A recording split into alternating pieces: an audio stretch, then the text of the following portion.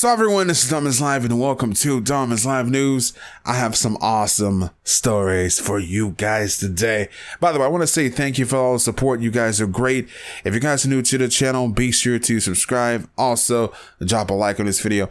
And I got an awesome giveaway that I'm going to be doing very soon. So make sure you guys subscribe to the channel. So the first story I got for you guys, we're going to be talking about Chris Brown.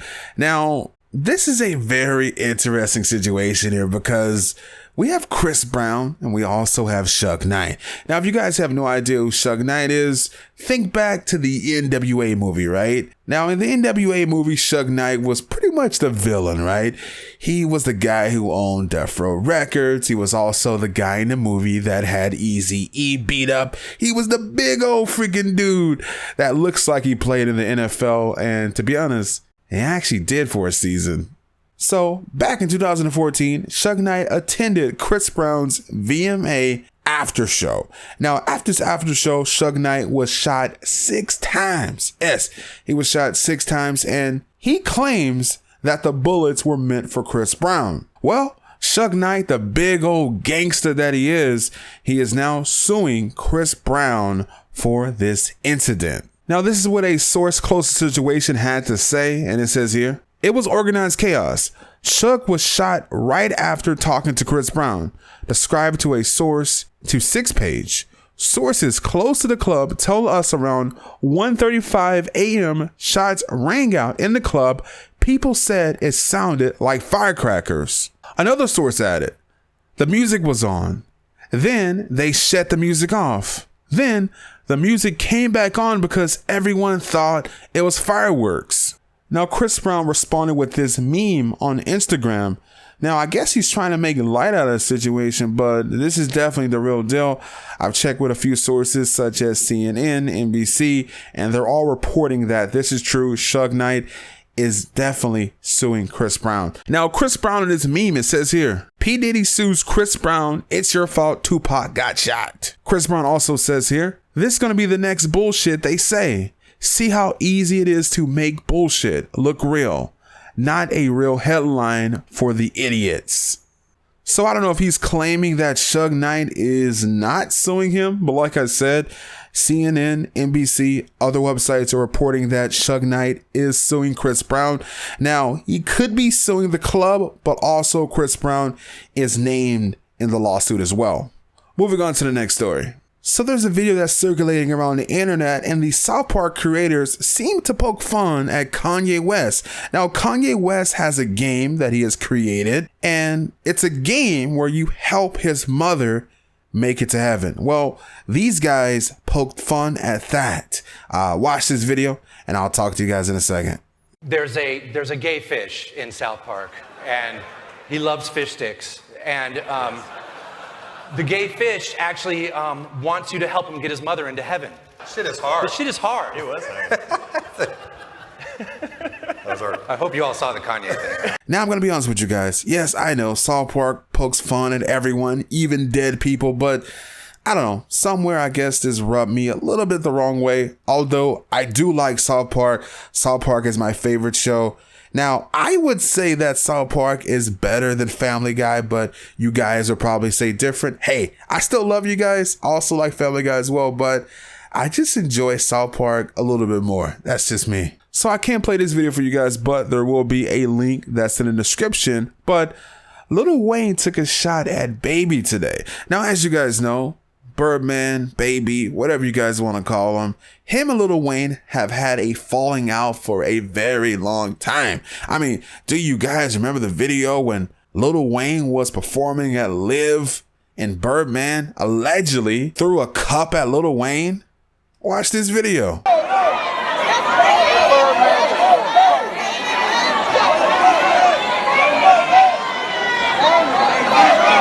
Shout out to all my Alexanders in this bitch. Well, today, Birdman was on the show, Highly Questionable. That's on ESPN. It's a great show. I love Pop that's on the show. Dude, it's freaking hilarious. Now on this show, Birdman talked about such things as sleeping on $1 million, as well as playing Lil Wayne in Madden for $10,000 a game. So judging by what Lil Wayne tweeted out today, and it says this, highly questionable is highly questionable today. So Lil Wayne saying that lets me know Birdman is feeding us a little bit of that, you smell that? Yeah, doesn't smell too good, does it? So to be honest, I don't know what's going to happen in this situation, but I will say this, Birdman needs to pay Lil Wayne his money. Also, what the hell, man? Let Lil Wayne release the next Carter. We're waiting on it, man. Is it the Carter 5? Yeah, he already released the Carter 4. I don't know what's going on. You guys let me know what the next Carter is. Moving on to the next story. Now, I talked to you guys about this a few days ago, right? I talked about Lil Uzi Vert, and I also talked about his girlfriend breaking up. Lil Uzi Vert decided to release some other music dedicated to his girlfriend, and he also talked about their relationship. Now, in these songs, he didn't talk about the breakup specifically, but he left a tweet, and this tweet says, single, and he also tweeted out this, she didn't cheat. So I'm guessing a lot of his fans were tweeting at her, harassing her, and they thought that she cheated. Now that always happens. Whenever a YouTuber breaks up in a relationship, the fans of that YouTuber always goes and attacks the other person because they think that person broke the other person's heart, man. That happens in music, YouTube, wherever. And as you guys saw here, it happened in this situation as well. So it's good that Lil Uzi Vert decided to go and address this issue on Twitter so that way the fans can stop harassing Britney. So moving on to the next story, and you guys let me know what you think about this in the comment section below, and you guys will be able to vote on this topic as well. And I want you guys to vote. Let me know who's the better rapper, Desiigner or Future. You guys let me know in the comment section below. Now, so the story that I have for you guys is that Future did an interview. Now, in this interview, he had some very interesting things to say about Desiigner. Now, we'll talk about that in a second. But as you guys know, ever since Desiigner has burst onto the scenes, people have been clowning him, and people have been clowning Future as well, because Desiigner actually beat Future on having the #1 record. In Future's whole career, he has never gotten the #1 record in the world, and well, Desiigner did with his first hit. Now, Future had this to say about Desiigner. So they asked him a question about the similarities between him and Desiigner, and they also made a quote on the fact that when Mike Will made it, you guys know him, he produces for Ray Shremmerd and Miley Cyrus. When Mike Will made it, first heard the Panda song, he instantly thought it was Future, but it wasn't. Now, I'm not gonna lie to you guys. When I first heard Panda, I thought it was Future as well. Come to find out, it was a brand new guy that is Desiigner. Now, Future had this to say in the article. I never worried about anyone else. I don't even want his name in the article, says Future. So I think at this point, man, Future is tired of all the Desiigner and Future comparisons. He's like, look, man, this guy is coughing up for me. Don't you guys see this? Somebody help me and put an end to this. Now, I do like the Panda song, and also I like Future as well. I can't wait to see what Desiigner is going to do in the future. We'll see what's up, right? Moving on to the last story, your boy Jay-Z decides to take a slight jab at Drake. Now, you guys can rest assured that Drake will be responding to what Jay-Z said in the future. It's going to happen, but let me get you guys updated on this situation. Now, there's people that listen to rap because they love it, right? Now, there's also people that listen to rap because they love it, but they love to decipher everything that these guys say. Now, I'm one of those people because I feel that rap sometimes can be a boxing match. It can be a contact sport, so to speak, because there's little jabs that a lot of these guys are tossing around. And if you're not listening to it, it can go right over your head. Because a lot of these guys are not going to say the name of the person that they're talking about.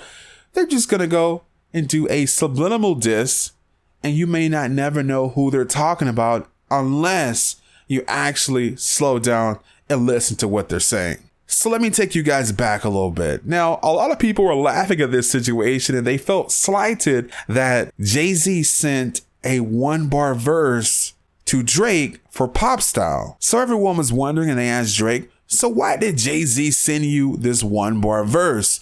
Now, as you guys may remember, Drake did an interview with Rob Zane. I believe that's his name, or Zane Lowe or something like that. He did an interview with him, right? Now, in this interview, he said, look, I wanted Ye on Pop Style, but Ye and Jay-Z were both in the studio at the time, and Ye thought it would be legendary to have the throne on the track. So he had Jay-Z add something in. Drake laughed at the situation, laughed it off. Now people started to wonder, yo, is there something going on with Jay-Z and Drake? Because why would this guy send him the shortest verse in rap history? And I kid you guys not, Jay-Z jumped on the track, said, I think either 3 or 4 words, jumped off and left it to Kanye. So let me take you guys back a little bit. In the song Summer 16, Drake says something down the lines of, I used to want to be on Rockefeller, then I turned into Jay. And you guys may hear that line and you say, Dom, you're reaching, Dom. There's nothing wrong with that line. There's nothing wrong with that. Then guess what happens? Meek Mill responded with this. You ain't write it, nigga, we caught you. Can't erase that shit. So what Meek is talking about right there is the fact that Drake has had ghostwriters in the past. Meek also went on to say, and you claiming you Hove now, why you state that shit? Meek was talking about what Drake had to say on Summer 16. Now, a lot of people in the industry feel that the reason Meek Mill called out Drake, a year ago, whatever that situation was, they felt that he did that because Hove was in his ear. He was telling him, yo, you should make this move. It's your time. Because Meek was feeling himself, man. Meek had the #1 album in the country. Well, #1 rap album, that is. I think he sold over 200,000 copies in a week. He was doing good. It's a good album, by the way.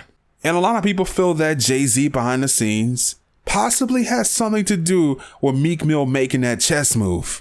In a brand new song that was released 2 days ago, Jay-Z takes a slight jab at Drake, and he basically responds to what Drake had to say on Summer 16. And this is what Hove had to say on I Got the Keys featuring DJ Khaled and Future. Niggas always asking me for the key. Till you own your own, you can't be free. Till you own your own, you can't be me. How we still slaves in 2016. Now, you guys may not get what he's saying. When he says, till you own your own, he's talking about until you own your masters. And there's very few people in the game that actually own their masters. Means that they get 100% for what they put out. Drake is signed to Lil Wayne. He's signed to Baby. He's signed to 2 dudes. Hove is signed to nobody. Dude owns Tidal and whatever else. You guys get what I'm saying here? Now, this is not dissing Drake. This is not dissing me. This is not dissing Hove. But just letting you guys know that Hove did respond to what Drake said. Now, unless you guys really pay attention to this stuff, you're not going to hear it. You're not going to see it. So whenever Drake makes a song, man, I'm always listening for those little keys that he's dropping, man, because trust me, this guy is way too meticulous to be speaking to a broader search of people. This dude is talking about a single person whenever he's talking. And trust me, he's dissing people, but a lot of you guys are not hearing it. But anyway, hope you guys enjoyed this little educational breakdown on lyrics. And I hope you guys enjoyed my video that I had today. This is DomisLive. You guys have a good one. Make sure you guys subscribe to the channel. This is what I do. I do the news, baby. Call me the news guy. I'm out of here. This is DomisLive. Subscribe to the channel. Drop a like. Share it. Do whatever you guys can. We're growing pretty fast. And I appreciate all the support. Trust me, every like does help. Thank you, guys.